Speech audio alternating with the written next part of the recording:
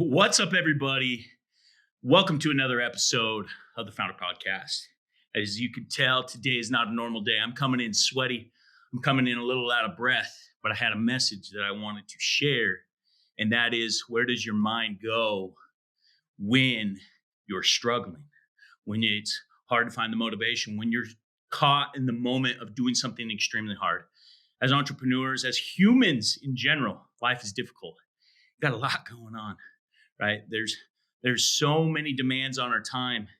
We're trying to raise a family. We're trying to buy a house. We're trying to pay the mortgage. We're trying to pay the car bills. We're trying to put food on the table. We're trying to show up. We're trying to bring everything we can to our job. Maybe sometimes we're just trying to get by. Whatever it is, life is difficult and it is extremely hard at times to be able to put forth your best effort. And so today I was in the middle of a workout. So I just came here directly from my workout. If you guys don't know, I am in my home studio, and right on the other side of this wall is my amazing gym. And it's where I like to go to war every single day. And I'm a big believer that the physical manifestation, what we go through every day physically, allows us to get through everything else that we're going through from a mental standpoint, from a financial, a spiritual, a relationship. The demands that we put on our physical body is ultimately going to allow us to overcome these different things. And so today, I was lifting legs, and for anybody that lifts weights, everybody knows that typically leg day isn't the best day. And it's funny, I've gone through different phases where I've like, okay, leg day is the best day, try tricking my mind or whatever it is. But it is difficult. You're working some of your biggest muscles. You're out of breath, as you can tell. You're sweating. You got all this stuff. I'm not a big sweater, so don't have like a ton of sweat all over my shirt. But if for those that are listening to this on the audio, I am sweating.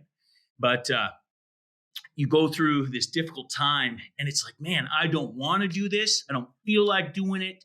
I got all these different excuses, and these excuses translate over into every single thing that we do in life, right? I don't feel like investing time into my relationship right now. I just want to veg. I just want to scroll, do the death scroll here on Facebook or TikTok or whatever, or YouTube, whatever it may be.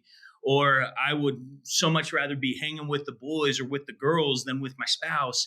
I would so much rather be doing this than investing in a relationship, or then knocking one more door, or selling one more account, or filling out one more piece of paper. I would much rather do X, Y, or Z.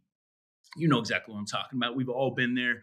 We get there on a daily basis where we just don't feel like it. So my question to the audience is, what do you do? Where does your mind go when things get difficult, when things get hard, when you just don't feel like it?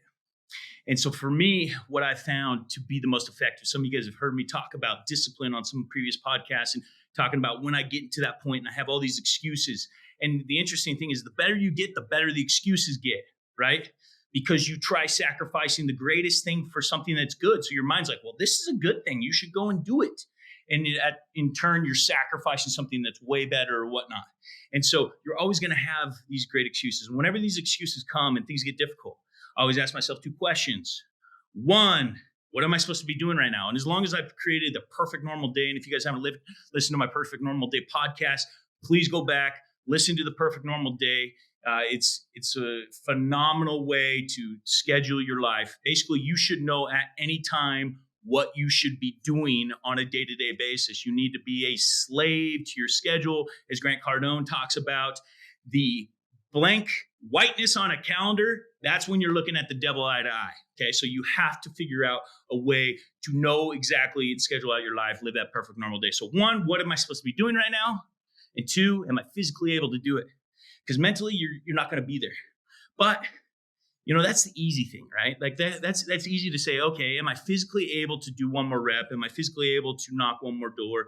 Physically able to fill out this paperwork? Am I physically able to invest time with my relationship? The answer is always yes. Like, you are physically able to do it. And so then you just got to pick up and do it. So today we're going to talk about how you just pick up and do it when you answer those two questions. What am I supposed to be doing right now? So then you realize what's the most important thing.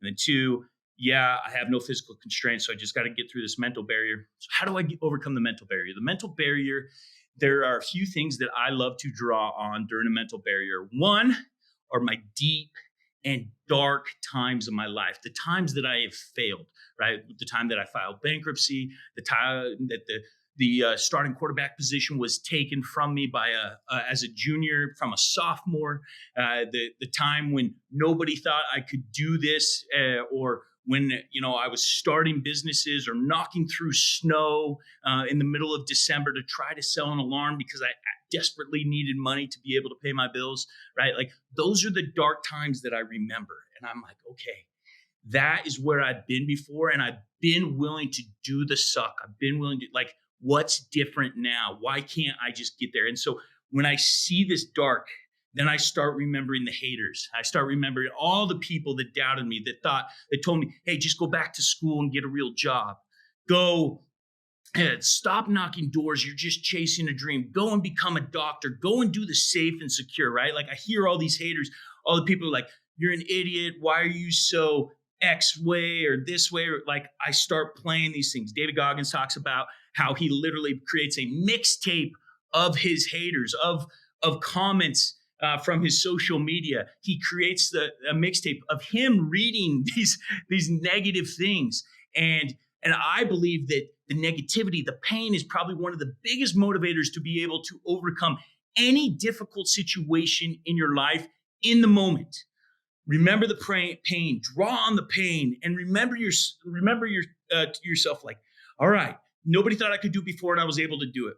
Or another one of my common things is when I set goals, when I say, okay, I want to accomplish X for example, a 12% body fat, right? That's a target that I want to go towards. And then I know that the system is showing up every single day in the gym, eating right at the dinner table and doing these different things. Okay.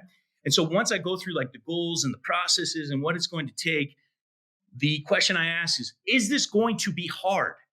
Okay. I want you to ask yourself that question. Is this going to be hard? And if the answer is yes, you say, okay, how hard is this going to be? Why are more people not accomplishing whatever the goal is? Why are more people not at 12% body fat?